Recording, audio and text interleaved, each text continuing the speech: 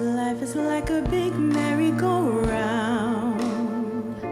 You're up and then down, going in circles trying to get to where you are. Everybody keeps counting you out, but where are they now? Sitting in the same old place, just faces in the crowd. We all make mistakes. You might fall on your face, but you gotta get up. I'd rather stand tall than live on my knees, 'cause I am a conqueror.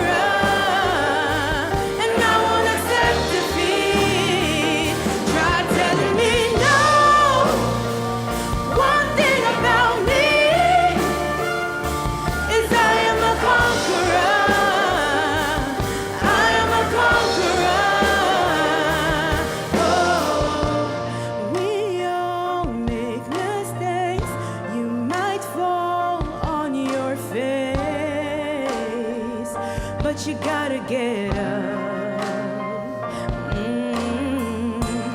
We all make mistakes. You might fall on your face. Don't ever give up.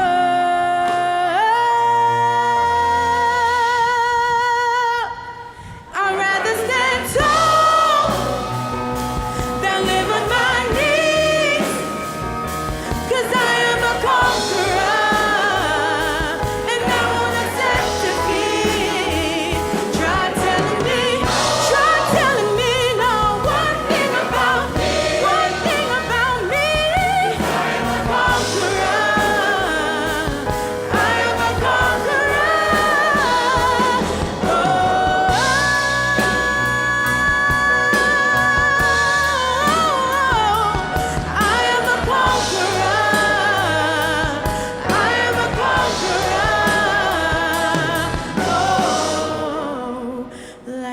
A big merry-go-round.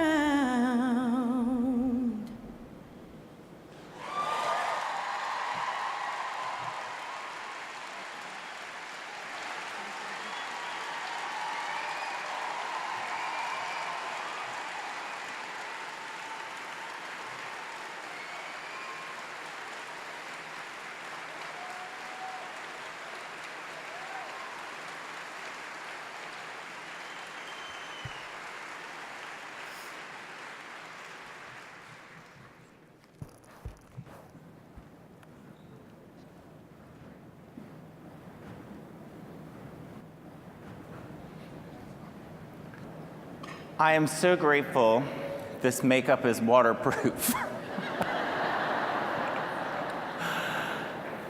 Thank you so much to Lois Washington and the International Voices of Houston, directed by Mark Vogel. And thank you to the fabulous Ketchy.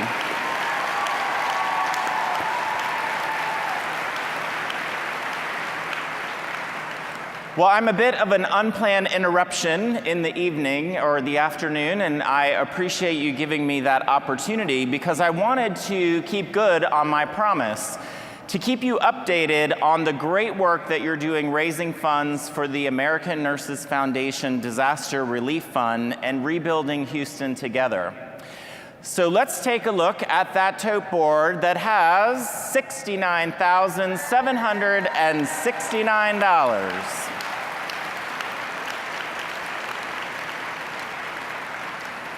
So we want to thank you again so much for your generosity. And as you can see, we are getting closer and closer to that $100,000 goal. So if you haven't had an opportunity to do so, just as a reminder, you can text NURSE to 20222 to donate $10, or you can text MAGNET to 20222 to donate $25.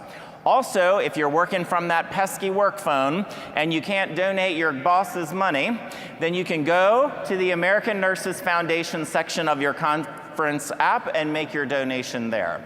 Thank you again so much, and we'll update you at the end of this session to see if we can get this number just a little higher before our time together this afternoon. And once again, please welcome the president of ANCC, Dr. Pat Reed Ponte.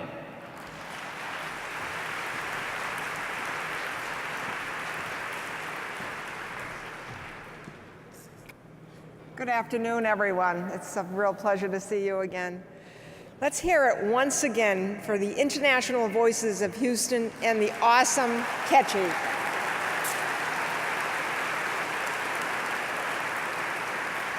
By the way, Ketchy has asked that her honorarium for today's performance be donated to the Shriners Burns Hospital for Children in Galveston, Texas. So thank you, Ketchy.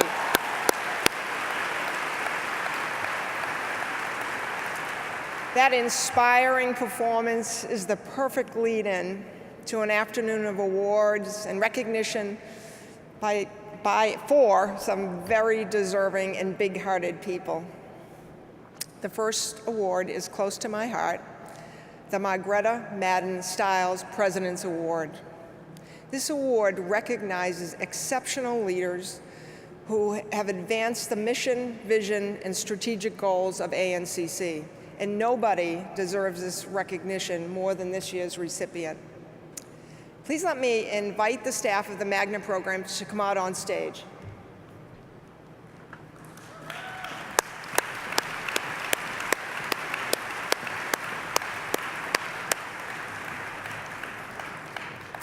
Our awardee joined ANCC in 2002 when there were only 67 magnet facilities. 15 years later, that number has grown to 469.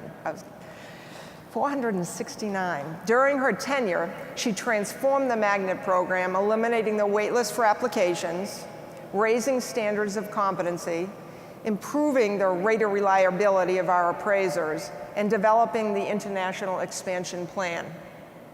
Perhaps the most important part of her legacy is this. She was the driving force behind the move from focusing on structure and process to emphasizing outcomes. Her dedicated team describes her as an authentic leader, unwavering in her integrity, compassion, and deep devotion to the program and to them. I could go on forever, but let me conclude with one more observation. Patient care around the world is better because of her work. As she retires, ANCC, ANA, and the entire nursing profession are in her debt. Ladies and gentlemen, the 2017 recipient of the Margaretta Madden Stiles President's Award, Janice W. Moran.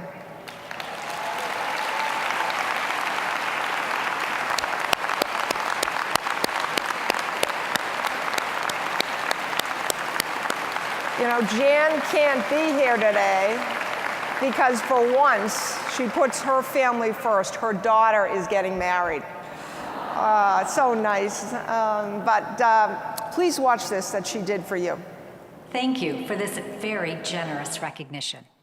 I wish I could be with you in person, but know that I am with you in spirit and send my very best wishes for an incredible conference.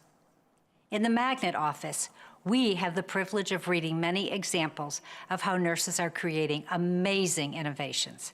We read about nursing pioneers, nurses who are inventors, designers, and architects, and most of all, we see compassion. I'd like you to think about this. Never underestimate the impact nursing has on the lives of others. Start every day knowing that the challenges you face are there because you have the strength, the conviction, and the fortitude to care for the most vulnerable. You are the guardians of dignity for all you care for. Mahatma Gandhi said, "The best way to find yourself is to lose yourself in the service of others." Lastly, I send my heartfelt gratitude to the Magnet staff who are accepting this recognition on my behalf.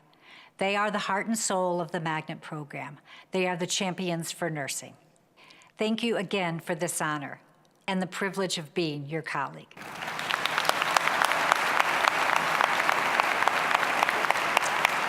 I'm so pleased and honored to be presenting this award on Jan's behalf to the Magnet team. So, Rebecca and team, congratulations in Jan's place.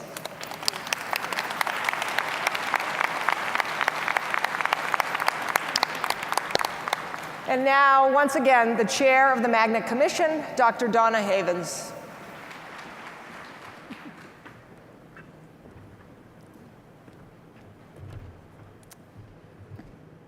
The National Magnet Nurse of the Year Awards recognize the outstanding contributions of clinical nurses from Magnet-recognized organizations. The awards are presented for each of the 5 Magnet model components. I am so excited to be presenting our first 2017 Magnet Nurse of the Year. She personifies exemplary professional practice both at home and around the world. From UW Health in Madison, Wisconsin, Susan Gold.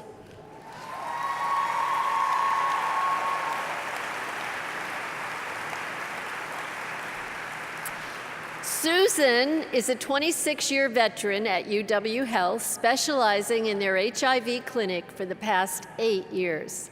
Locally, she gives presentations to colleges around the Madison area and serves on nurse recruitment and retention committees. More than that, Susan has made a global impact. Since 2003, she has been traveling to Africa to treat HIV orphans and to counsel and educate caregivers. She is the first clinical nurse ever to be awarded both a Fulbright Scholarship and a Nelson Mandela Fellowship. She loves to teach students and mentor new staff. 6 years ago, Susan began to lead UW Global Health Program undergrads in their preparation to support healthcare in Africa. In addition to her achievements abroad, Susan is a tireless patient advocate at home. Last year, she received a Daisy Award for excellence in nursing. She embodies the spirit of Magnet, particularly in the domain of exemplary professional practice. Please congratulate the nurse with the most stamps in her passport, Susan Gold.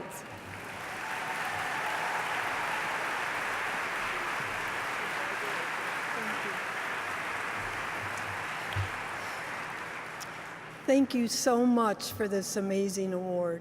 It is an honor to stand here in front of some of the best nurses in the world. Thank you, University of Wisconsin Hospital Nursing Administration, for your years of support. You truly put your money where nursing is. Thank you to the clinic nurses who support me every day, who always have my back and my clinics if needed. And always, Tim and my family. How did I get here? In 2001, I was climbing Mount Kilimanjaro in Africa when I saw a group of women and children standing outside a medical clinic. I thought to myself, I want to be their nurse. Thanks to my hospital's approval, this led to my first volunteer stint in Kenya in 2003, where I lived and worked in an AIDS orphanage for 2 months. When I realized how little infected adolescents knew about HIV and AIDS and the impact on their reproductive health, it was a command to find a way to fill that gap. All these years later, I have served in Kenya and Tanzania. That used a lot of vacation time. And when I was awarded a 2000 Fulbright grant to spend 10 months in Kenya, it was so prestigious that UW couldn't fire me. And instead, they gave me an extraordinary leave of absence. This led to the development of my nonprofit, Talking Health Out Loud, which is an international mobile platform that gives teens a safe place to ask questions about HIV and sexuality. And I've also been able to include UW undergrads into that project. These experiences have taught me the greatest lesson of all. In Swahili, tuko sawa, we are all the same. Many have asked me, why do I do this? Perhaps a night in Nairobi can best tell you the answer. I was caring for Margaret, a 12-year-old girl who weighed 25 pounds and was dying of AIDS. She had already lost her entire immediate family. Her government couldn't, and my government wouldn't, supply the HIV medications to save her life. Her last night, she said to me, "Everyone's left me." What do you say to a 12-year-old whose last thoughts are of shame, worthlessness, and abandonment? All I could say was, "We are your nurses, and we won't leave." And we didn't. There is an African hospital with a sign that says, "Whenever you arrive here, you will find light, hope, and human kindness." As a magnet nurse, I know it is the light of our knowledge, the hope of our research, and the kindness in our hearts that makes me so humble and proud. Thank you again so very, very much.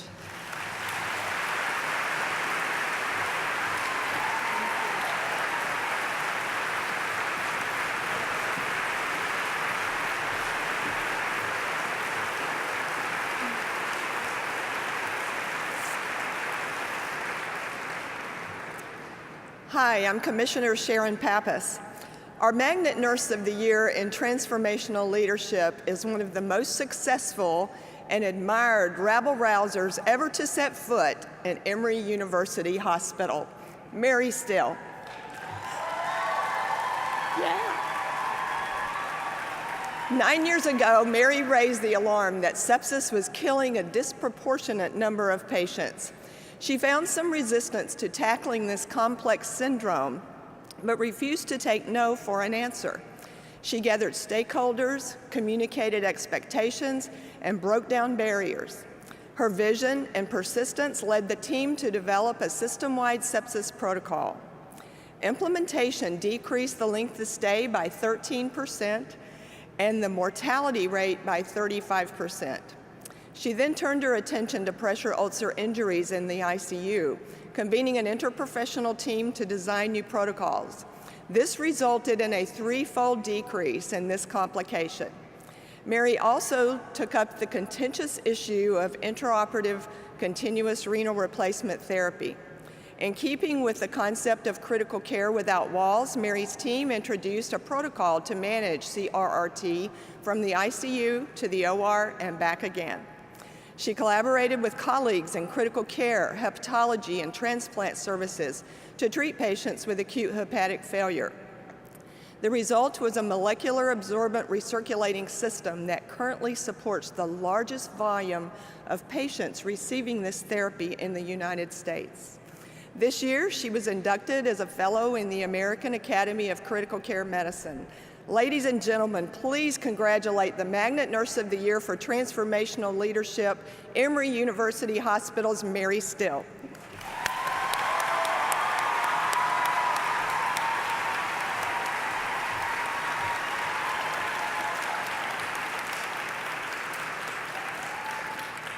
Thank you so very much for this honor. When I look back on my 3 decades as a clinical nurse specialist, I am reminded of why I'm here. At age 15, I watched my mother, who is my friend, my guide, and also a nurse, have an acute MI. I stood helpless. That was the moment that I knew my future would not be as an opera singer, which was my dream, but as a nurse, which is my calling. Through God's grace, my mom survived, and today at 95, continues to inspire me with her service heart and her desire to educate others so they will always be prepared. I'm being recognized today for my leadership in sepsis mortality reduction, CRRT therapies, and MARS therapies for liver dialysis. I'm very passionate about sepsis because the condition is prevalent in all populations and results in high morbidity and mortality. Hospital-acquired conditions such as pressure ulcers, which to some is a never event, can be impacted by the right attention. Opinions differ on how best to provide dialysis in complex patient populations outside the ICU, including the operating room. What did these different solutions all require? preparation, patience, and persistence. And what do they all have in common? Teamwork.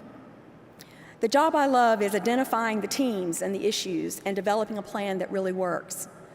My goal is to engage diverse colleagues, guide them through all the differences in opinion, and bring them to one resolution. That holds true whether you're working with patients in oncology, trauma, or cardiac surgery. I'm a bit of a blunt person for those who know me, and I had to learn to tame that because I found it often offended people. But what I've learned is to approach the issues from the other guy's perspective. Transformational leadership isn't just about effecting change, but it's how change is really made. Evidence-based practice is critical as a first step. This is where we find many opportunities to support the evidence and sometimes even make the evidence. After all, sepsis is sepsis. No is never an answer, regardless of the question when improved outcomes for patients are at stake. Emory has always had the vision for excellence and the best outcome for our patients.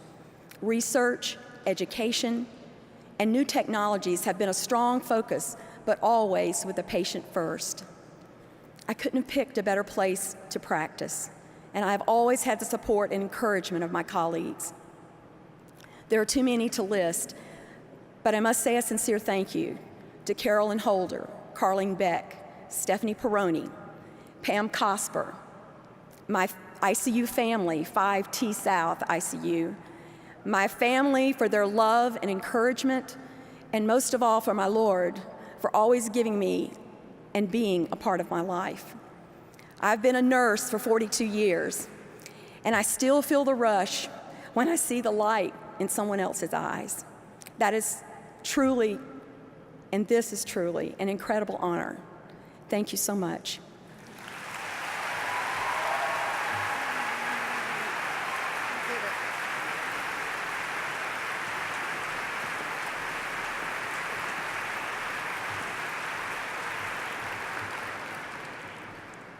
Thank you, Mary, and congratulations again.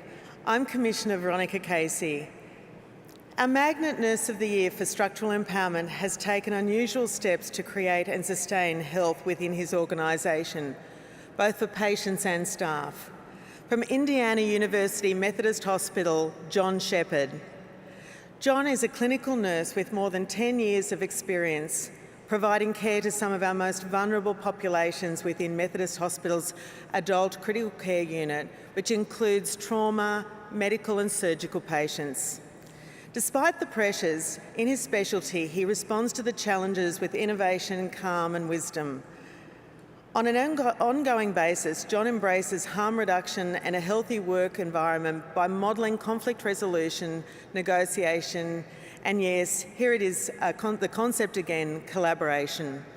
He advocates for patients and peers, continually influencing a culture shift to promote safe practices in daily clinical work. Recognising the risk of professional burnout for himself and his colleagues, John implemented a unique action plan to reduce this risk. How did he do it? I'll leave that to the Magnet Nurse of the Year for Structural Empowerment to tell you himself. Please welcome John Shepherd.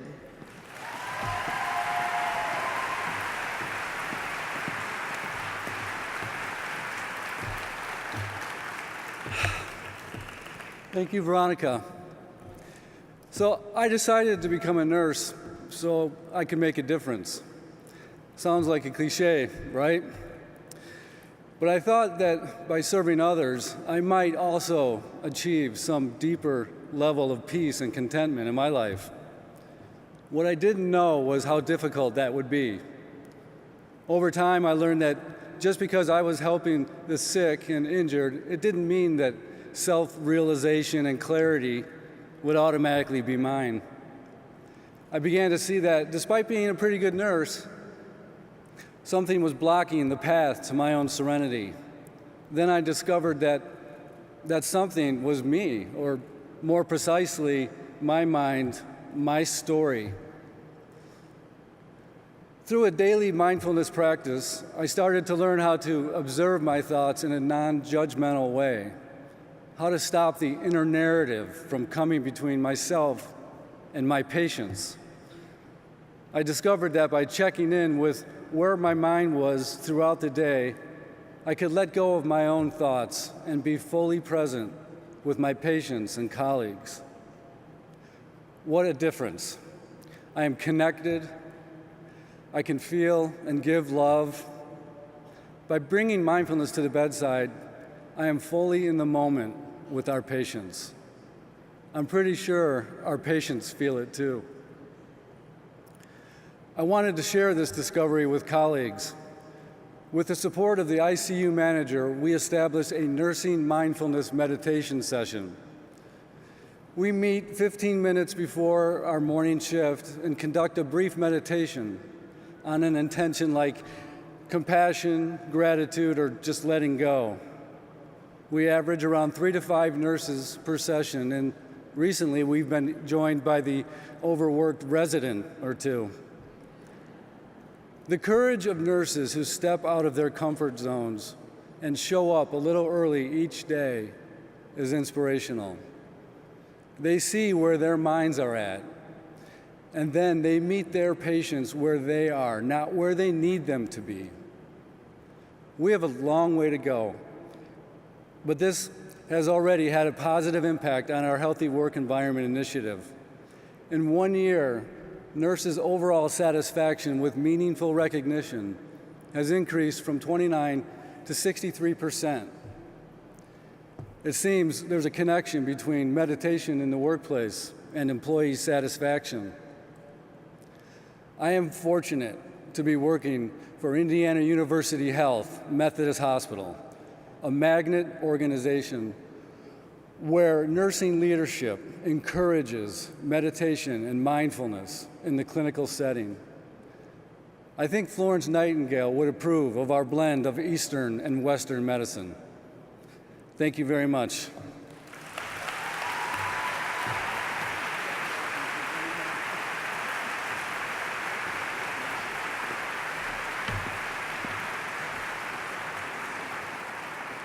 Thank you, and congratulations again, John. I'm Commissioner Franz Wagner. Our next Magnet Nurse of the Year represents new knowledge, innovations, and improvements. Laurie McNichol from Cone Health in North Carolina. She's a wound ostomy continence nurse who provides direct patient care. She has brought distinction to a specialty that some would say is unglamorous, triggered by concern about the patient experience related to skin damage caused by medical adhesives, and the fact that these occurrences had become just part of the hospital experience. Laurie convened a consensus conference in December 2012. 20 representatives from diverse nursing specialties discussed common yet separate perspectives of the same problem. Laurie knew that what was needed was a unifying term that would allow them to pool their work. She coined the term MARSI, medical adhesive-related skin injury. Thanks to that common language, the body of knowledge for MARSI has had national and international consequences for practice. Knowledge that has grown for the study of MARSI is changing practice for patient populations in oncology, orthopedics, critical care, geriatrics, neonatal, and more. Laurie's innovation is almost boundless. I'll leave it to her to cite just a few other examples. Because of her work with MARSI, as well as her tireless efforts across the entire wound ostomy continence domain, last year she was appointed a Fellow of the prestigious American Academy of Nursing. Please welcome our Magnet Nurse of the Year for the new knowledge, innovations, and improvement, Laurie McNichol.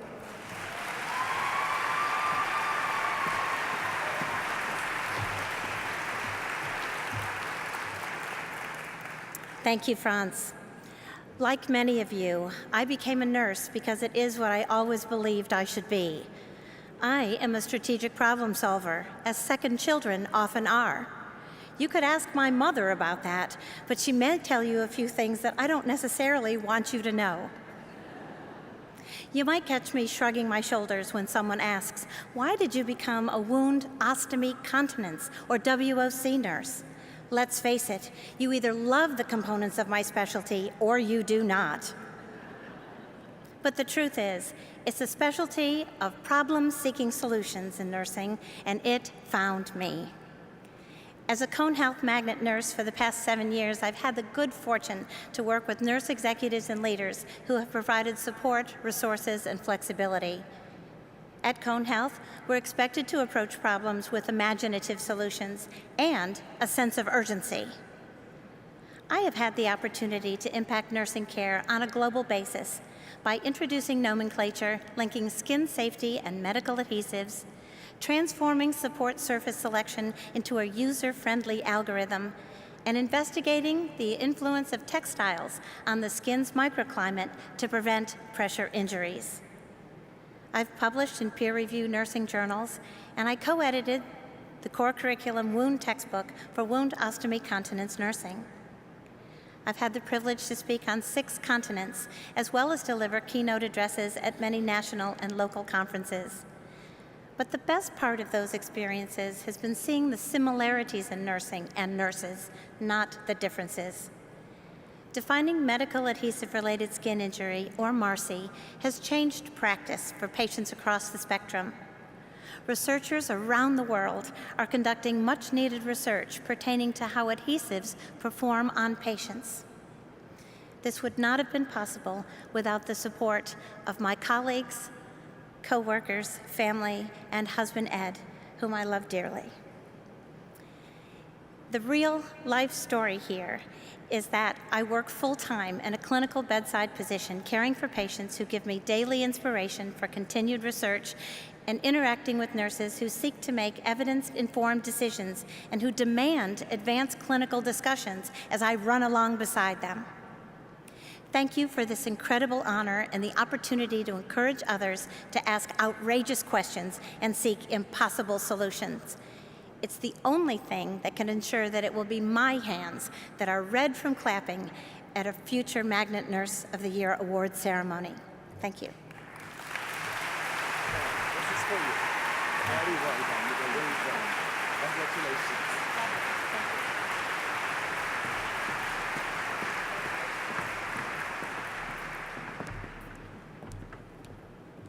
Congratulations again, Lori. I am Commissioner Mary D. Hacker, and our final award this afternoon for empirical outcomes goes to UC Health Medical Center of the Rockies and Poudre Valley Hospital, Dr. Melanie Roberts.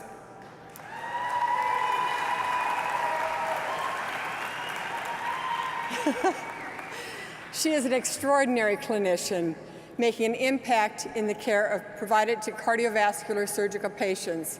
She is also a practitioner of scientific method, continuously focusing on conducting research and introducing evidence. Her pursuit of improvement and reducing mortality treating CV surgery patients led her to institute guidelines, Cardiac Surgery Advanced Life Support, or CALS. Implementation of CALS focuses on averting cardiac arrest in postoperative patients. Melanie will tell you something about the results, but here is a wonderful statistic. 100% of post-cardiac surgical patients who received CALS interventions averting cardiac arrest survived. Furthermore, there has been a significant decrease in the number of patients needing chest compressions. That means fewer injuries, especially to the incision. Her groundbreaking work not only improves patient outcomes, it advances the nursing profession. Let's meet this outstanding innovator and charming disruptor from the UC Health in Colorado. Please welcome Melanie Roberts.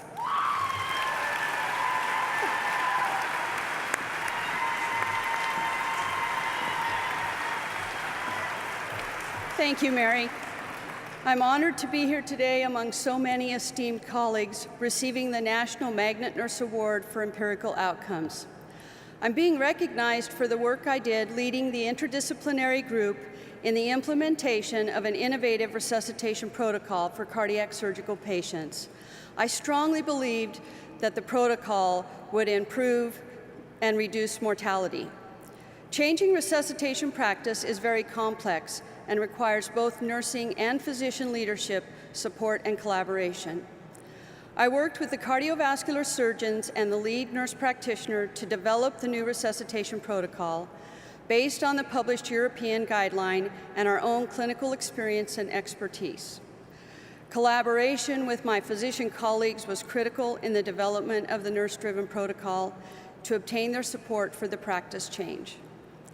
This project was part of my doctoral program. Advancing my education changed how I view my practice. Pursuing a DNP gave me the knowledge and courage to propose this project change to my physician colleagues and the hospital administration.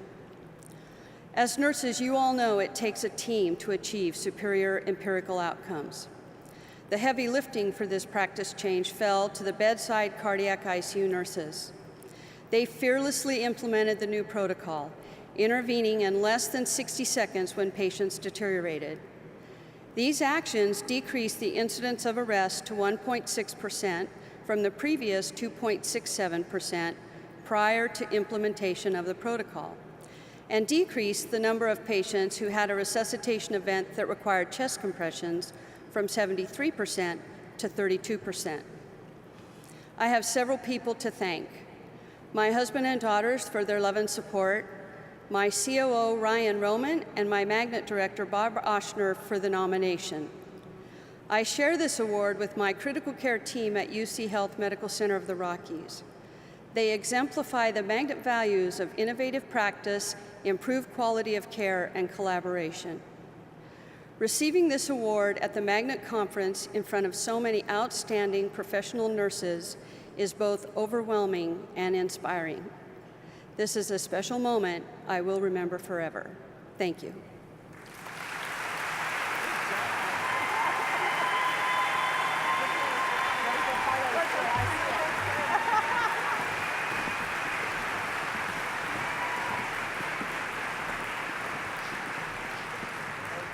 Congratulations once again to all of our 2017 Magnet Nurses of the Year. Let's welcome them all one more time.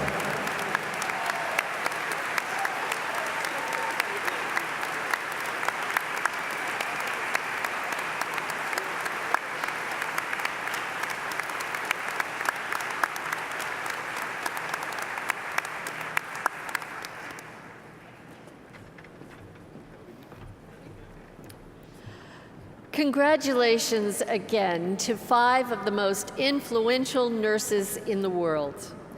And now, before I introduce this afternoon's keynote speaker, let's have an update on the ANF Disaster Relief Fund. So far,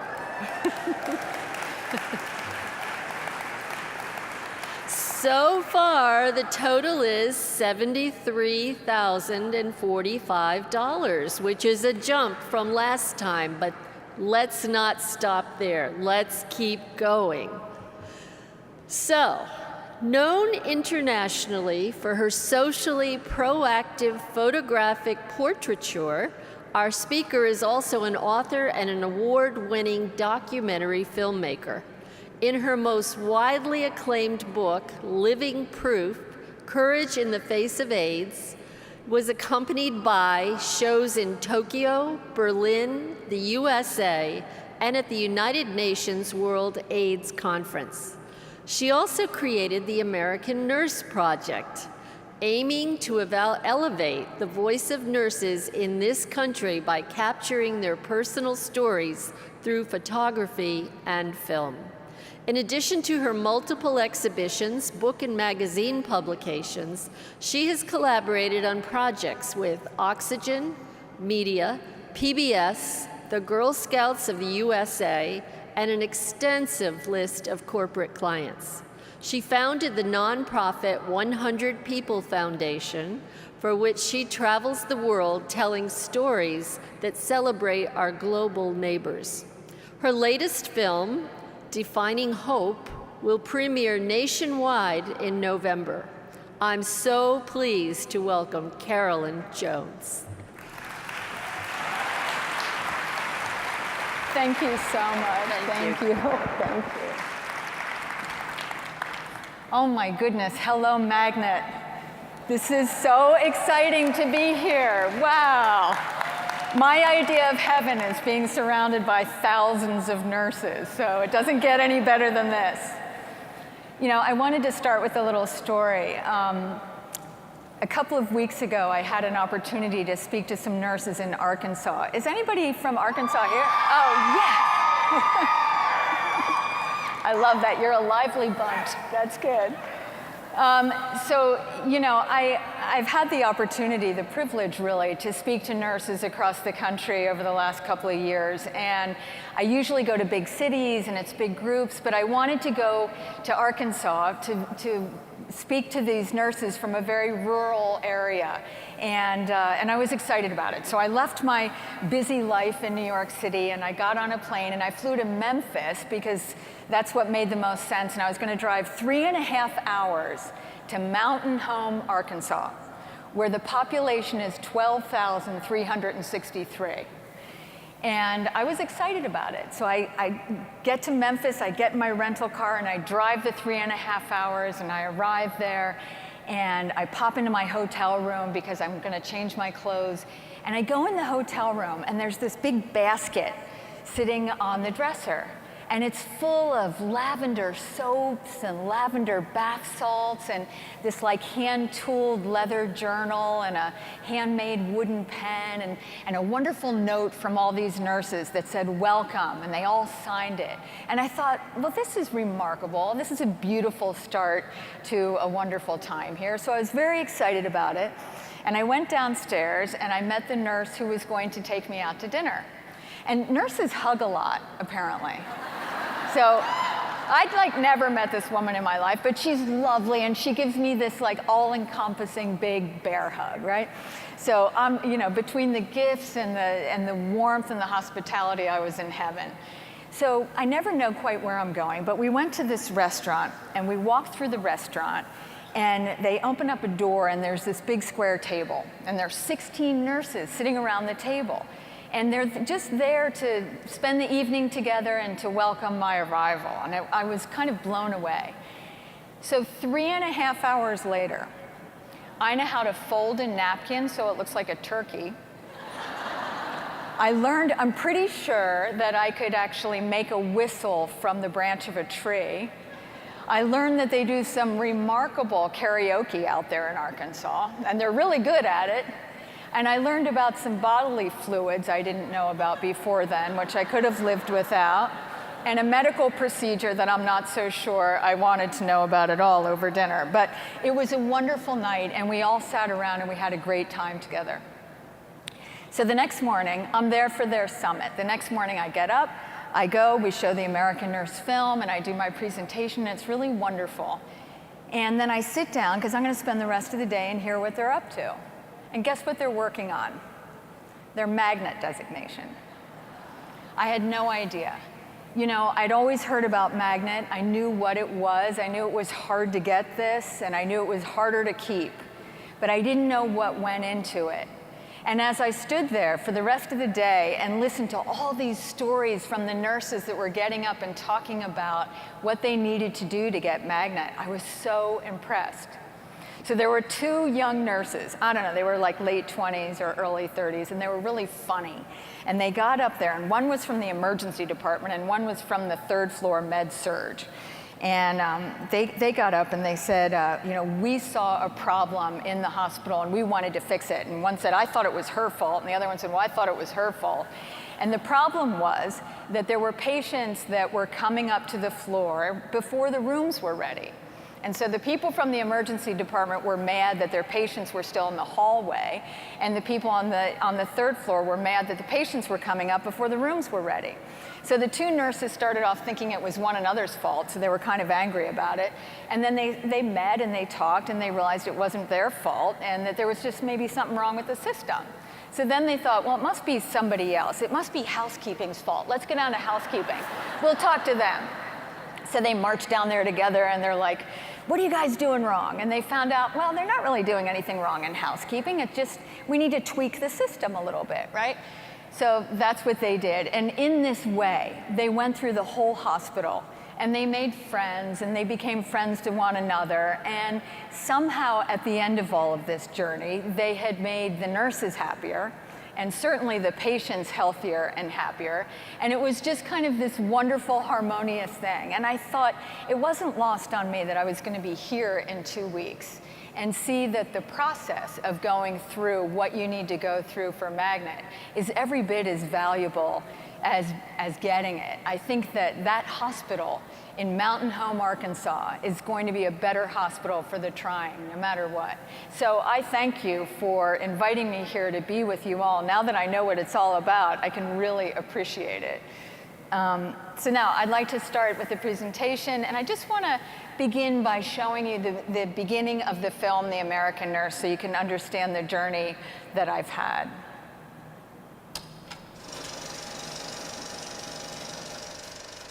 I always thought all nurses were alike. They come in, they take your blood pressure, they take your temperature, they smile. I just thought a nurse was a nurse. Now open your little mouth.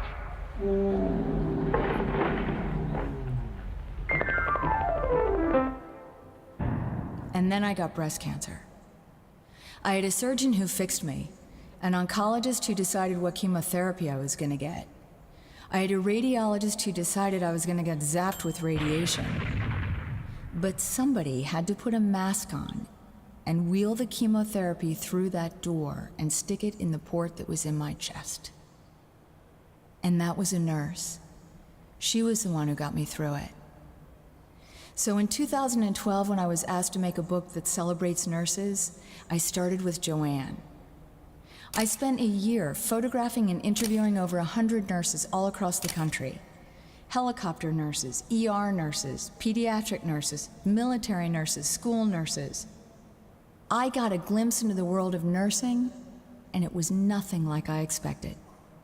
So I decided to dig deeper, to follow 5 nurses from the book and find out more.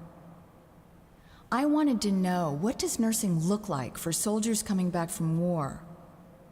For inmates in our prison system, for people living in one of the poorest parts of the country. What does it look like at birth and at the end of life?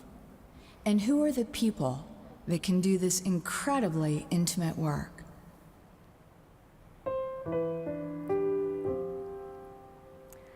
So, who are the people that can do this incredibly intimate work? Well, like I said, it started with Joanne, and I was always struck by how in the world did she know what to say to me to make me feel better. I never really understood it, but I thought that there must be something about nurses that gave you some kind of understanding about humanity that the rest of us simply don't have. So I was eager to dive in and find out more about nurses. So to do that, we wanted to map across America and look at, I didn't just want to meet any nurse anywhere. I wanted to meet nurses who were dealing with some of the issues that our nation is facing, some of the most difficult issues that we have: poverty, returning war veterans. I wanted to touch upon aging in this country and see what healthcare looked like in the most populated parts of the country and the least populated parts of the country. So to do that, we would choose a part of the United States where there were more, for instance, returning war veterans than any other place in the country. So that was a hospital, a VA hospital in San Diego. So there you go, San Diego. So we contacted them and we asked them to nominate nurses that could speak to the issue that I wanted to address, but also represent the profession really well. So in that way, everywhere that I went, I met nurses that were nominated by their colleagues or were admired for the work that they do. And we kind of zigzagged across the country in this way. So I also wanted to go to one of the poorest parts of the country, which was in the Appalachian Mountains. So we went to a home health service there and asked them to make a nomination. We went to Louisiana, where I wanted to meet some of the nurses who had been through Hurricane Katrina, which I can't help but think that there are nurses here who've had to deal with some of the same issues after what Houston has been through. We zigzagged all across the country and met nurses from all walks of life dealing with all kinds of different things. And we ended up with this book, The American Nurse Book. And I'm really proud of it, but it only kind of told half the story. And we took these, I like to take photographs with a big camera, and they were very formal, and I was always taking a photograph of the nurse kind of standing in front of the work that they do. This is Jason Short, and Jason was caring for a gentleman who was living in that house behind him. Now, this is in the Appalachian Mountains, and this used to be the driveway to that house. But top of the mountain mining had washed away the driveway. So now the only way that Jason could get up to that house was to drive his SUV up a creek. And unless he had had the background he had, he wouldn't have been able to do that. Jason's father had always had a car mechanic shop where they did repairs on all the people that lived in that area, and Jason grew up working on cars. So he was now serving the same community that he'd always served his whole life, but now in healthcare. And the beautiful thing about the whole thing was that he could fix the car every time he busted it, doing stuff like driving up that creek. Going over the threshold into the home of this gentleman and watching Jason care for him was really powerful to witness. There was a daughter there and there was a wife, and I watched Jason kind of negotiate all these relationships and all these people and find a way to be everything. He was a spiritual advisor, he was a physical therapist, he was a nurse, he was everyone to this family. He was the only one that could get there to care for this gentleman. And it was powerful to witness. So I had an opportunity after a few years of talking to nurses through the book and the film to start to see some of the traits that nurses have that rose to the surface. And I was really struck by this. So there are a few traits, and I'm not going to say all nurses have all these traits, but for sure the nurses that I've had the privilege to meet have most of these traits. And the first one is a kind of transparency. This is Bridget Kumbella, and Bridget sat down she was one of the first nurses I met, and she sat down for my camera, and she was just right there. She was so present, which for a photographer and someone who interviews people all the time, that's heaven, right? You don't have to kind of break through the veneer or break down a brick wall to get to somebody. They just offer who they are. Now, I don't know whether nurses just don't have time to build up all that veneer. Maybe you're just too busy. I don't know. The rest of us out here, though, we build up some walls. And so I'm used to breaking those down. So for me, it was wonderful to talk to people that were just so present and able to give of themselves so freely. This is Joan O'Brien, and Joan was one of the first nurses also that I met in New York, and she had worked with AIDS patients back before it was even called AIDS. And I think she had seen and experienced so much. I love this photo. Do you see her eyes? She just like gave me a window into her soul almost immediately, and it was wonderful to get to work with her and hear about the work that she had done. So here's another trait that I don't think the public understands about nurses at all. This is Jessica Grafe, and she's from Children's National, from Washington. I think we have some folks here from Children's National. And, you know, I think we don't understand how well-educated nurses are as laymen. And meeting Jessica and also meeting Sandra Barnes, I was immediately aware of not only are you well educated, but also there's a continuing education that goes on, a desire to keep learning more, to be able to care for more people who have different kinds of things happen to them. I have to confess that after working on this project for about 4 years, and when we just finished the film, I had a moment where I actually really thought I missed my calling completely. And so I went to NYU's nursing school. I was just going to check it out. I don't know. Who knows? And I looked at the list of courses that you had to take, and I was like, forget it. No way. It was like chemistry and biology, and I was like, good Lord, not for me at all. So I'm going to have to stick to where I am. But I was just so struck by how people really don't understand the extent of the education that nurses have. So another trait that I love about nurses, and this is a toughie, is the ability to be non-judgmental, the ability to be able to help anyone from any walk of life. And this really struck me. This is Hershaw Davis. And I got to spend an evening in the emergency department with Hershaw at Johns Hopkins. And boy, was that an education. At some point during the course of the evening, there was a guy who had been accused of a crime and a child who had taken a bullet, and they both had bullet wounds. And they both came in at the same time. And as I was there, I thought, man, if I was working tonight, I would want to be able to work with that young boy. That would be what I want. And I spoke to Hershaw about that later, and he was like, doesn't work that way. We don't even think like that. We're not here to judge. We're just here to care for people. And everybody is someone's child, and we don't know how this person got here or what the circumstances were. And I thought, oh man, that's kind of otherworldly and just such a great way to be. How do I learn more about that? And but first, I'm sorry, I'm going to let you hear from Hershaw first so that you can hear a little bit about the emergency department. ER people, we sometimes are called adrenaline junkies. The ER can be quiet, peaceful, and then all chaos could just break loose. I think people come to the ER like being detectives because patients come in, they give you the symptoms, you have no idea what's going on, but it's your job to figure out what's going on. I also think we also like the personal stories. Humanity is never predictable. So sometimes I've heard some stuff and it's just like, I couldn't make this up even if I tried. I think we also have to be dedicated to the emergency department. In a lot of instances, we are primary care in our communities. And a lot of us take that to heart, that not everybody can do emergency medicine and emergency nursing. So we're a very dedicated group, but we're also very fun-loving, because you have to have a sense of humor for some things, and we see some moments are funny, some moments are sad, some moments are tragic, but how do you find that balance?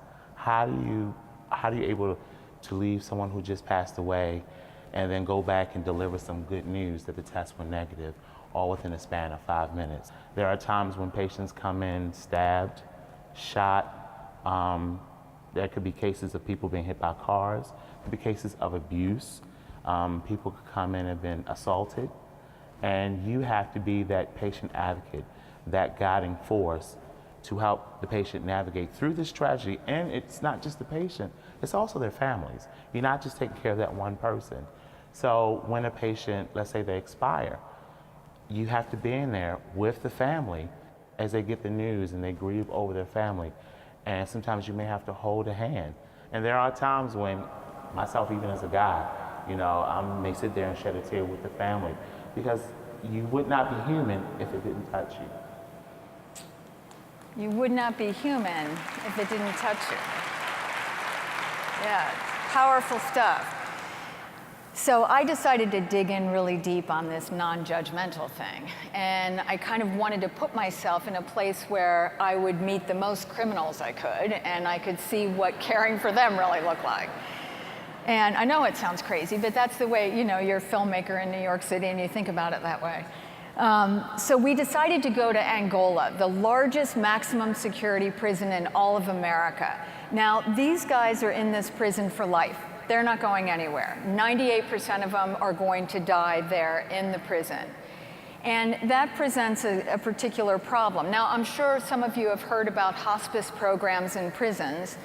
But I was unfamiliar with this idea. And then I met Tanya Faust. And Tanya runs the hospice program at Angola, and it is mind-blowing. I have never seen anything like this. So she trains inmates to care for other inmates at the end of life. And it's extraordinary, really. You've got these kind of big guys feeding ice cream and reading books and sitting by the bedside as they care for other people, for their fellow inmates. And she'll train 5 or 6 guys for each inmate, and they're with him round the clock until the end of life. When I was there, I thought there are many of us who won't have that much care at the end of life. I mean, it's really kind of remarkable. And she does a wonderful job training them. And I followed her around for 3 days with a camera. I kept thinking, surely she can't be this non-judgmental, that she's caring for everyone with such beauty and such dignity. There was one point where I had my team in the room and we had all come in, and this gentleman had agreed to let us film him, and he introduced himself, and then he said his name, and then he said, "I shot my wife." And I'm like peeling my jaw off the floor. And there's Tanya, like he might as well have just said the sun was shining, and she's like putting this thing on his arm and taking his blood pressure as though he hadn't said anything. And it was like that day after day. And she said later on that she doesn't look at rap sheets. She doesn't care why anybody's there. That's not her business. That's not her job to judge. That she's there to care for them. And then I met Lafayette. Lafayette Ballard is one of the inmates at Angola. And I don't know what he did to get in there, but it wasn't good. And he told me that he didn't respect life before he had gotten in there, and I'm sure he had taken a few. And he wasn't going anywhere. He was in there for life. But the thing about Lafayette is he taught me that we all have a little bit of nurse in us. And he really had a lot.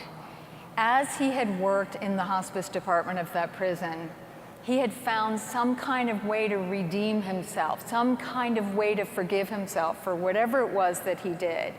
And it was a beautiful thing to witness. I can hardly describe what it was like to talk to him, but the best way to describe it is at one point on, I don't know, the third or fourth day I was there, he went to a patient who wanted a shower. And this gentleman couldn't stand up, he couldn't walk, he couldn't do anything. And there's Lafayette gonna take him in for a shower. And he wheels him in, and it was one of the most tender, beautiful things I've ever witnessed in my life. It was so beautiful that when we were editing the film, I kept making that scene really long. And I put it to music, and then the editor would get it, and she'd be like, "I think we should cut that scene down a little bit. It was just so beautiful, I couldn't leave it." And so finally, with a little bit of back and forth, we got it to where it is now. But this beauty of this man caring for this other man in this way was just stunning and taught me a lot. Here's another trait I like about nurses, and I don't know where this comes from, but there's an ability to dig into the soul a little bit and take something that happened in life that maybe is negative or was difficult and turn it into something positive, and I really admire that. This is Rhonda Weisskill, and I'll let you hear what her story is all about. When my mom was in an ICU after surgery, I was allowed to see her for 15 minutes at a time, once an hour. And even then, I was told not to really touch anything and to, just be very careful because she was, in an intensive care unit, and I shouldn't really bother her. I should not really talk to her, not get her too anxious. And that was very early in my nursing career. That I had just graduated. And I remember thinking, okay, I better just back away from her because I don't want to bother her. But what I really wanted to do was just crawl in the bed with her. And fast forward to my care now, it does change. It has changed how I approach my interactions with patients and families. I remember being told that I can't be near my mom's bed, and what ended up being the end of her life. And I would do anything now to break down all those barriers and all those walls for a family member to get truly in the bed with a family member who was in that same situation, whether they were dying or not. If that's what the family needed, we have ways of making that happen, thus driving my passion for patient and family-centered care and the movement that's such a hot topic in healthcare now, engaging families in a way that's meaningful, creating open visiting hours, moving away from that 15-minute rule, allowing families in emergency situations. I've created this family involvement menu that lives in my unit where families can actually perform cares that I provide so that I can do other things. They can perform oral care or apply lotion or help me with a turn or ambulation, and they became engaged and they were helping, and they could take this checklist and they could check it off with a dry erase marker, and we could teach them if they needed to be taught. But they were helping every day when they came in, and they felt good about it, and the patients loved it, and it's really made a difference. I love that.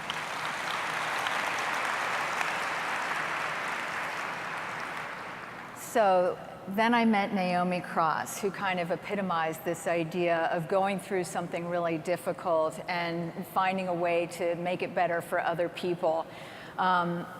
You know, one of the things, Naomi is a labor and delivery nurse, or she was when I met her. And as you're sitting in New York thinking about a film about nurses, I thought, let's start this film with a birth. That'll be great. You know, we'll see a baby come into the world, and maybe we'll do the whole cycle of life, and we'll have death at the end. Yeah, that'll be great. Now, I've given birth. And had I given this any thought at all, I would have thought, there's no way there's any woman that's going to let me in her room and film her having a baby. I wouldn't have let anybody within a 5-mile radius. So it doesn't speak to our gifts, but it does speak to Naomi Cross, who talked this wonderful mom into letting us film the birth of her child. Now, this was a particularly complicated birth because the mom had had ovarian cancer. And they were really nervous about the baby and the mom, obviously. So they were gonna have a C-section, and they told us before, listen, you can be in there, but if once the baby is born, we're gonna go in and see if the cancer is spread. And if it has, we're gonna boot you guys out of there, and we're gonna have to, you know, get serious fast. So we're all like nervous and excited for this mom and this baby, and I've never seen anything like this in my life.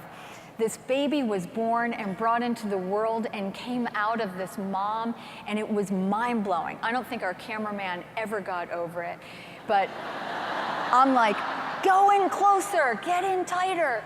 And he's like, oh, but it was, I mean, for me, it was magnificent. And then all of a sudden there's this baby, and the other doctors come in, and the cancer hasn't spread, and it's so joyous and so happy and so wonderful.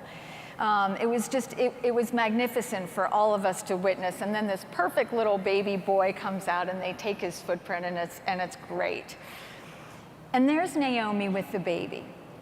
Now, the thing that Naomi had experienced in her life was, as a young woman, she had had a miscarriage. And it was a devastating experience for her. And so now she does perinatal bereavement, which I can't even imagine what tools are required to get into that line of work to do perinatal bereavement. I just can't imagine. But I did witness that being with babies coming into the world, and then also helping moms who weren't able to bring their baby into the world, there was a cycle to this, and it was healing her to be able to do this work. I mean, it was amazing to see her relationship with the mom. Just incredible how close they had become. And then this was just like the cutest baby I ever saw in my whole life, so I had to put this picture in because the baby's just so, so cute. So I have another trait that I like a lot about nurses, and that is that you are very brave.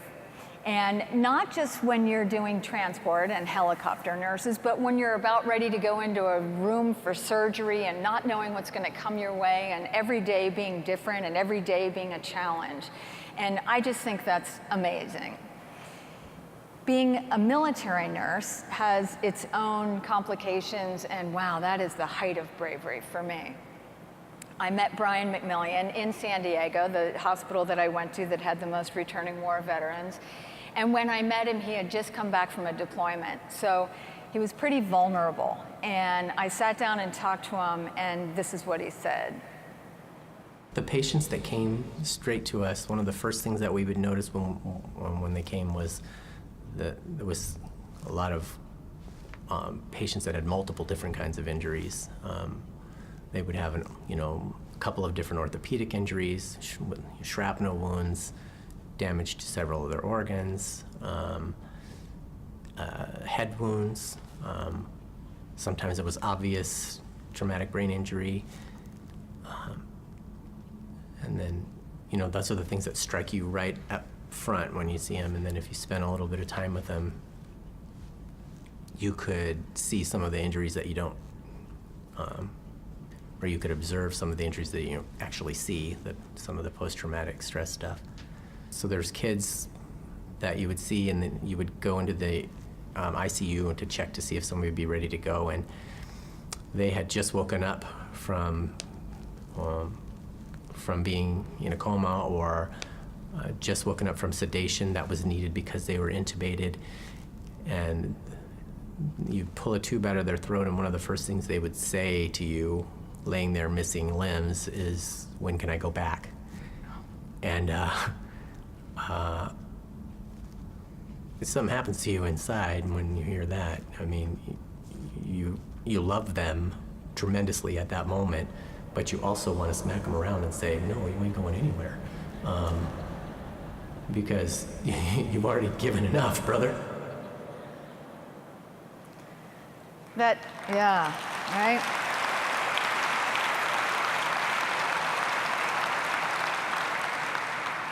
So I was pretty excited to be able to go back and work with Brian. I wanted to work with him because that little bit of footage just haunted me.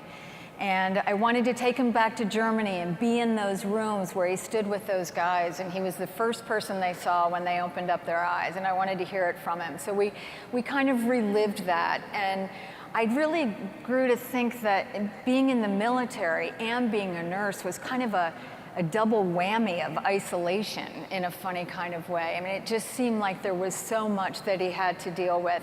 And he talked about the toll that it took on his personal life a lot. And I witnessed that. But, you know, at the end, he always said, "I've chosen to be a nurse first." And that's what he is. So now I want to introduce you to Carly. And Carly's going to talk about something that I think we could all stand a bit of, which is to step into one another's shoes for a minute, which I certainly think we could use in this country right now, but I'm not going to get into that. But I think it's a good approach and a good way of thinking. So let's hear what Carly has to say. I think every nurse across the board would admit that there's definitely a hierarchy with nursing. I think that ER nurses and ICU nurses are always gonna have this battle between them when they're reporting off, because ER nurses will always, "Oh, I just took care of the patient," and it's a very quick report, and the ICU nurses are saying "Oh, this report was awful." But then when you work in the ER, you realize why things are the way they are. It's so different. I think, you know, if nurses were able to do a share day on every unit, like a floor in ER and ICU, they would just realize, you know, the difference amongst the work settings and what you're able to do or not able to do. And I mean, just changing to transport, you know, when I worked in the intensive care unit and a patient would come in and we would get report and hand off, I had my own, you know, thoughts, snobbyism about, you know, why this patient looks the way that they're a mess, or, you know, their lines are all, you know, not labeled, or they're uneven. But then now that I'm transporting, I'm I see that side of it, why the patient isn't this perfect, you know, put together package when we're transporting. It's impossible. So it's funny how, you know, there probably always will be that snob sense of hierarchy in nursing, but once you step into someone else's shoes, you realize the way that things really are.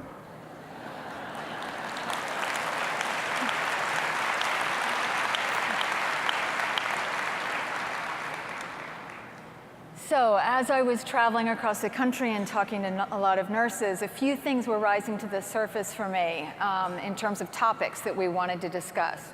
One of them was end of life and the confusion about hospice, and don't even get me started on palliative care.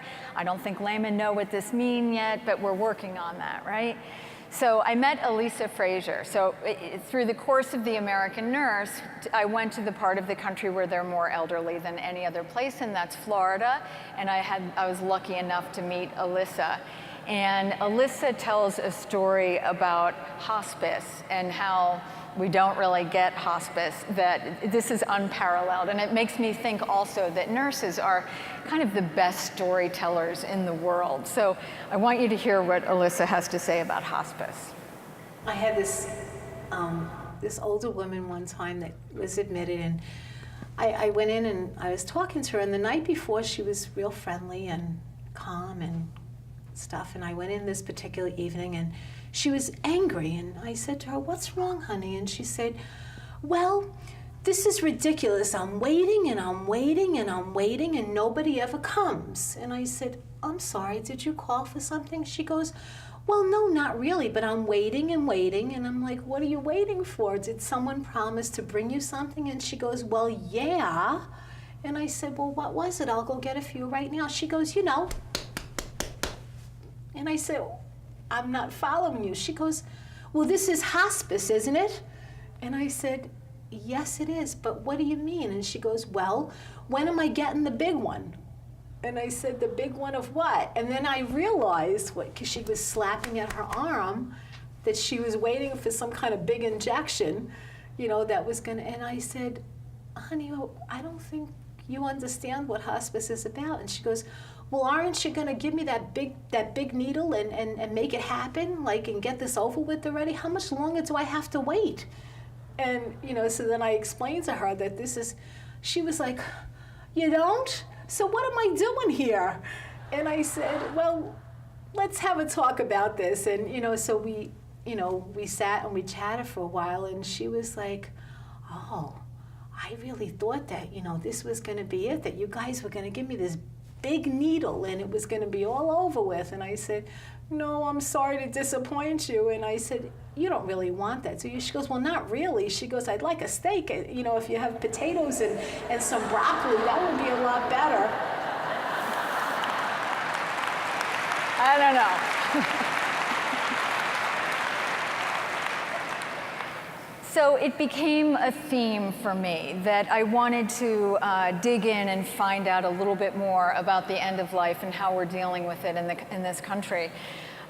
So as a documentary filmmaker, documentary films are hard to make. They, you know, it has to be a real passion project, and it's hard to get people behind you to believe in what you're doing and to support the project. But making the American Nurse film was, you know, it was a very uplifting film, and I was really interested in telling the stories of nurses and who are nurses and how do you become a nurse, and I wanted all that in there.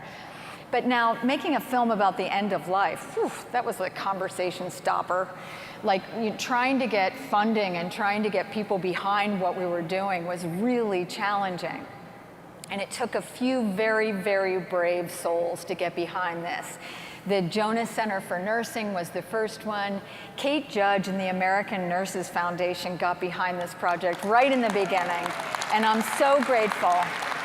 It did so much for the project to have them on board. And then Walden University came on board to help us with outreach and contact hours. And it's been a wonderful group of people that have really propelled us forward and given us an opportunity to tell these stories well.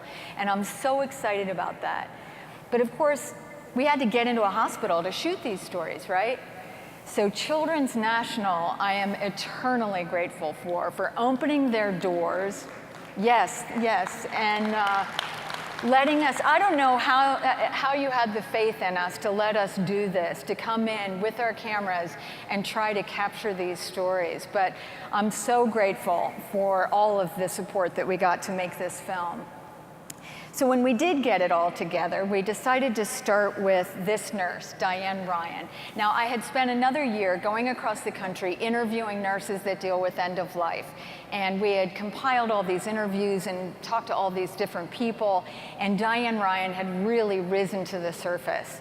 And she talked to me about how she became a palliative care nurse. And when she was a young nurse, she had worked in an emergency department, and she hadn't been a nurse for very long. And this older woman came in that was in her 80s, and she was so close to the end of life. And this whole team came in and worked really hard on this woman and did chest compressions and tried everything they could. And Diane kind of stood back, and she wasn't comfortable with this. She wasn't comfortable with what was going on. And she said at one point, I think she's dead. I think she's gone. I think we need to stop. And here's this woman, and the way Diane tells this story is just so meaningful. She said, here's this woman who probably never even had a mammogram, And she's lying on this table naked, and her family's waiting in the waiting room to come in and see her. And Diane has to figure out how to make that all work. And she said at that moment that she just thought there must be a better way, that she wanted to come at this from a different angle. And so for her, the right thing to do was to go into palliative care, and that's what she did. She just thought she could make it better. The interesting thing about Diane, and there's a lot that's interesting about Diane, but she started off as a nurse that I met at Calvary Hospital, and I was following because she was caring for patients. She had had ovarian cancer herself a few years before, and while we were doing the filmmaking, it came back. So as tragic as that was, I watched Diane go from a nurse to a patient and back to a nurse again. And you know what she said? Of course, because this is the way nurses are. She said, "I am such a better nurse having gone through this." And I thought, you know, you're caring for people who have the same thing that you have. How do you even do that? But that's her passion. She wanted to get better, to go back to work. And at work, she introduced me to a few different people that are in this new project. The first one was Carol Bailey, and this is Carol Bailey on her 21st birthday with her husband on their wedding day. And the reason I wanted to introduce her this way is so often when I was working on this project, you know, you would see someone elderly in a bed, and I know that's not the way they wanted us to meet them. I know they didn't want to present themselves to us that way. I had volunteered for about a year at Bellevue on the hospice wing, and I had met a lot of people that I'd had an opportunity to talk to, and I knew that they wanted to be remembered not lying on that bed, but at the prime of their life. And so I was trying in my own way to introduce the subjects of the film with photographs from highlights, from moments in their life that were really, really meaningful. So first you see Carol this way, and then we had an opportunity to witness her with her daughter. And I think we actually captured probably the last few sentences that Carol said, and it was such a privilege to, and this has all been a privilege, but to be able to be there and see the interaction between the nurse and the daughter and the patient, and it was remarkable. So this is Diane after she was in the middle of chemo. Now, Diane is an athlete, and she had been training for triathlons and all kinds of different sporting events for years. And every year there is a 5-borough bike race around New York City. And she always wanted to do it. It's like 40 miles long. It's crazy. But she wanted to stop chemo for a week so that she could do this bike race. And I have the most wonderful cameraman named Yaka, and Yaka decided he was going to go with her and film her doing this bike ride. And it was mind-boggling. But look at the joy on that woman's face. This is after she's already been diagnosed and in treatment and out there riding. And the reason is because she taught me that every minute matters, not just what's going to happen in the future, but that right now, that living to the fullest right now was what mattered. Bert Cohen taught me a bit of that as well. Bert's 95 years old when I met him, and all Bert wanted was to die at home. He didn't want to go back to the hospital at all, and he has this wonderful wife named Lottie, and a home health nurse, Gilbert, who was trying to work with Bert and Lottie. Now, on one hand, Bert didn't want to go back to the hospital, and on the other hand, Lottie was like, "You got to go back to the hospital."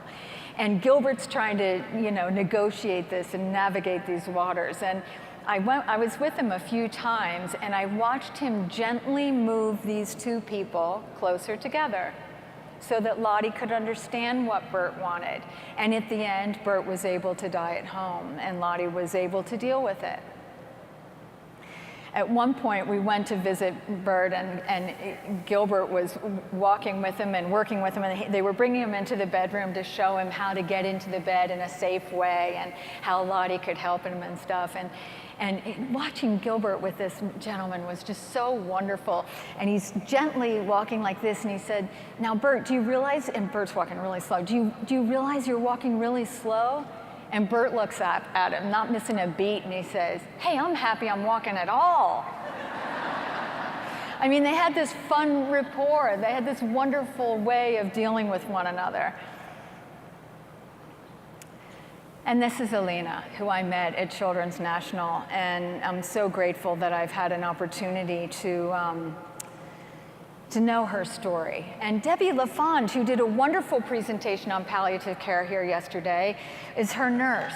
Yeah. So I met Alina, and in a nutshell, Alina, when she was 13 years old, had a brain tumor that was removed. When I met her, she was just finishing chemotherapy because this brain tumor had come back at 23. So she had just gone to college and she was all ready to start out on her own, have her first job, and boom, she gets this brain tumor coming back. I mean, it was devastating. And she thought she was just going to be able to have chemotherapy and radiation, but then she required surgery. So it was a really complicated story. And very much about, I think, what makes life worth living and the choices we make. And that's what the film became about. So I'd now like to show you a little 2-minute trailer from this new film that touches upon all of these issues.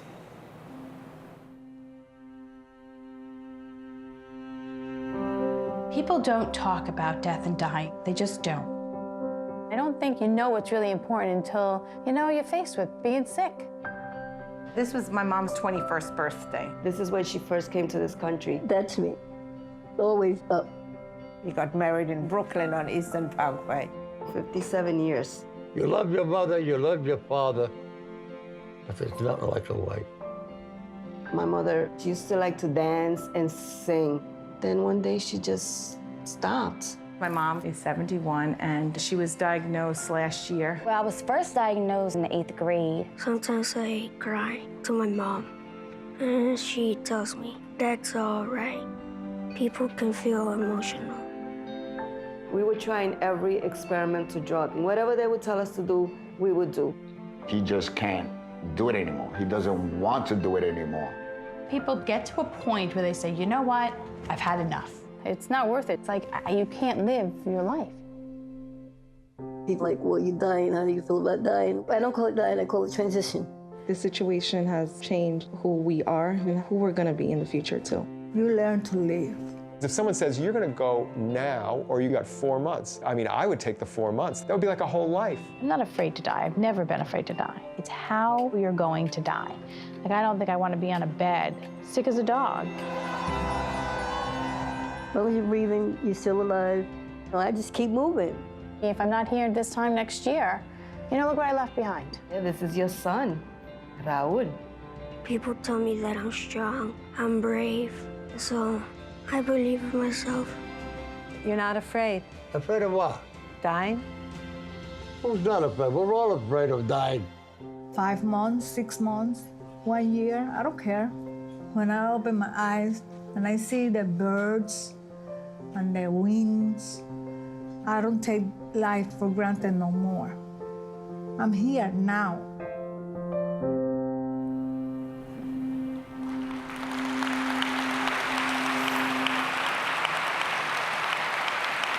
Thank you. So I'm just going to go back in time for a moment because I can't talk about nurses and not tell you about Sister Stephen. Sister Stephen was one of the first nurses I met for the book, and as you can see here, she's a nun and she's a nurse, and we had wanted to find a nun to be, it's kind of like wanting to shoot a birth and have that in the film. How are you going to find the perfect nun who's a nurse and have in this film? But we did, and it was Sister Stephen, and she's a genius. Here's this happy, smiling nun holding these 2 lambs, right? I mean, she just looks so joyful. This woman is so smart. She uses the animals at Villa Loretto in Wisconsin, which she runs, as animal therapy.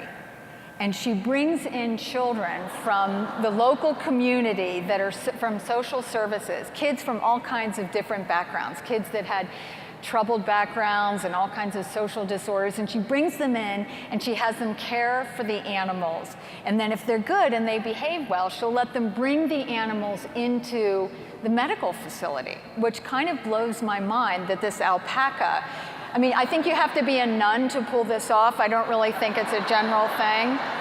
But I do think that ever since this film came out, there are an awful lot of requests for bringing odd animals into medical facilities. But anyway, it was just to witness the joy that goes on in this place was so smart. Because of course, who doesn't want to bring children to see grandmother, great-grandmother at a place where there are all these baby animals running around? So at Villa Loretta, it's full of animals and kids and people, and it was so lively. I mean, it was one of the most energetic places I've been to. I have tried to reserve a bed there, but I don't think that I get to go because I'm not from Wisconsin, but it's such a wonderful model. I just think she's a genius. And she puts these baby lambs into the hands of the elderly. And sometimes these people, they can't even remember their own names, but they're holding these baby animals and there's so much joy. It's just a fantastic thing to witness. And I was also able to witness, and this was part of my education about end of life, what happens there at Villa Loretto when it's the end of someone's life.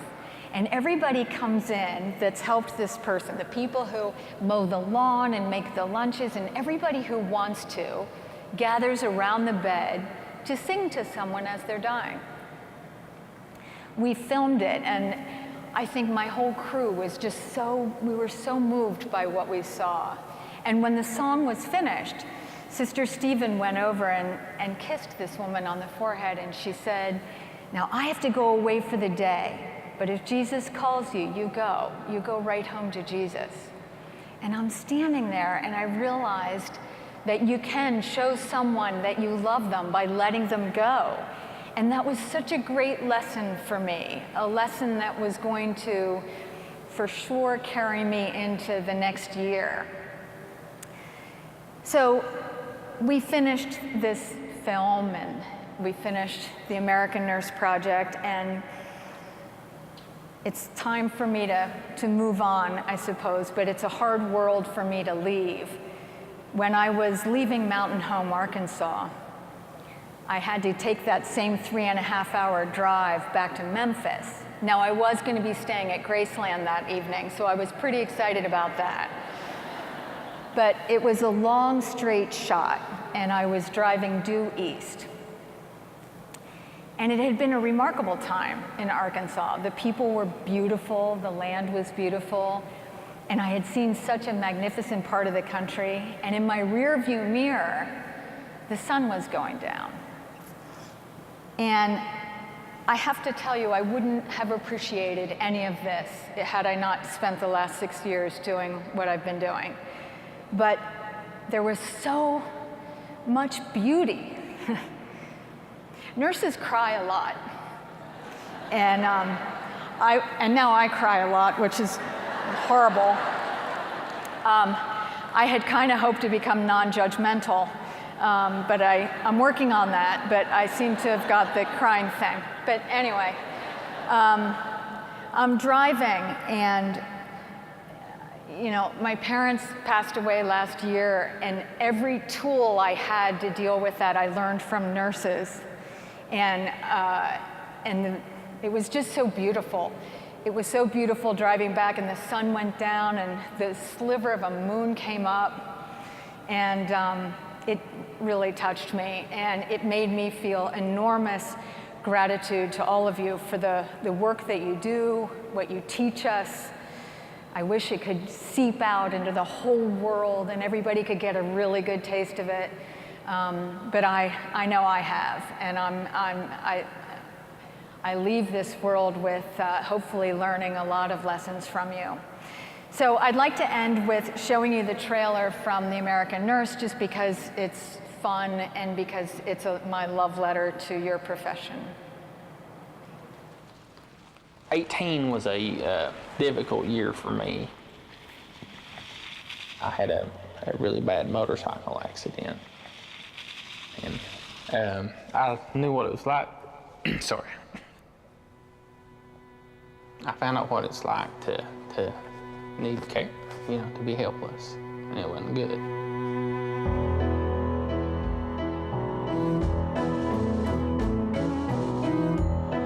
What's your name? Tanya Faust. Okay, thank you. A lot of people ask me how I can take care of people that have committed such horrific crimes. But when I'm at their bedside, I'm taking care of just another human being. I think it takes a certain kind of nurse to calm people and say, we're going to do this together. I'm not leaving you. And you're going to be able to do it. I was always a helper, and you know, when I was sitting in anatomy class, I could relate to it because of the things that I'd learned as an auto mechanic. Kind of relax. There's nothing more intimate than being in someone's home. No matter how good I fixed a car, I never got that. Nothing stays small anymore, and the same thing is happening in healthcare. It's just a baby. Animal therapy is very beneficial to young and old. My dream is this work will continue on. Sometimes it's hard. It sometimes feels like I would have to be less of a nurse or less of a soldier to maintain a relationship. So far, I've chosen to be a nurse. People that work in this profession can't go to their friends and discuss their day. Most people do not want to deal with a lot of things that happen.